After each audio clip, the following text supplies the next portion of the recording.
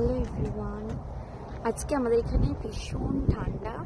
এখন টেম্পারেচার হলো -1। এই ঠান্ডার মধ্যে আমি বেরিয়েছি, কালকে গাড়ি নেওয়া হয়েছিল গাড়ি জমা দিতে। শুধু একটা জিনিসের জন্যই আমি এত ঠান্ডার মধ্যে বেরিয়েছি, ধোসা খাবো বলে। তো আমার বর বলেছে আমাকে ধোসা খাওয়াবে, যদি আমি যাই তাহলেই খাওয়াবে।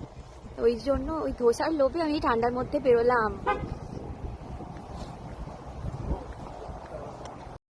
এই ছেলেটাকে দেখুন, এর কানে মাথায় কোনো জীবনে ঠান্ডা লাগে না। এই এত হাড় হিম করা ঠান্ডার মধ্যেও মাথায় চাপা দেয়নি।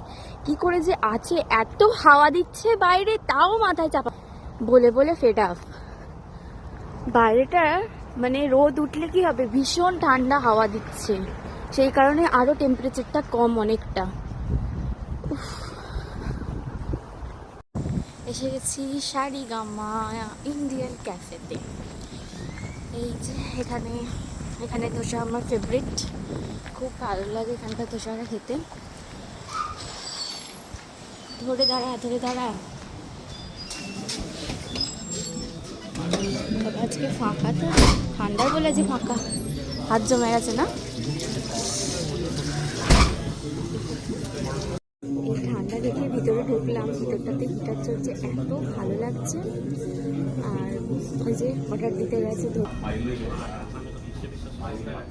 ওই যে এসে গেছে ধোসা।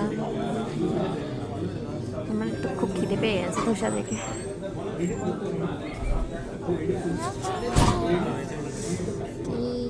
হ্যাঁ হ্যাঁ, এটা হলো একটা কম্বো। এটা তো আছে ধোসা, ওই যে আলু মশলা দিয়ে যেটা করে, এটা তো ইডলি একটা ভাড়া, আর এখানে আছে এটা হলো ওই পিনাট চাটনি, আর এটা সাম্বার। ভীষণ ভালো খেতে হয় এটা। চলুন খেয়ে নিই এবার।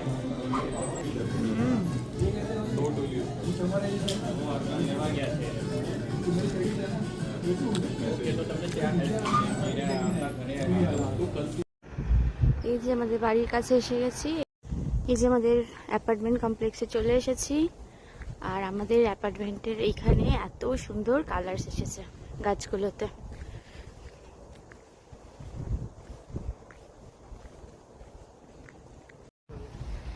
গাছটায় কি সুন্দর কালার হয়েছে, আর ওই দিকটা কি অপূর্ব লাগছে দেখতে, কি সুন্দর লাগছে। চারিদিকটা পুরো লাল আর হলুদ হয়ে আছে ওইদিকে, কি সুন্দর লাগছে।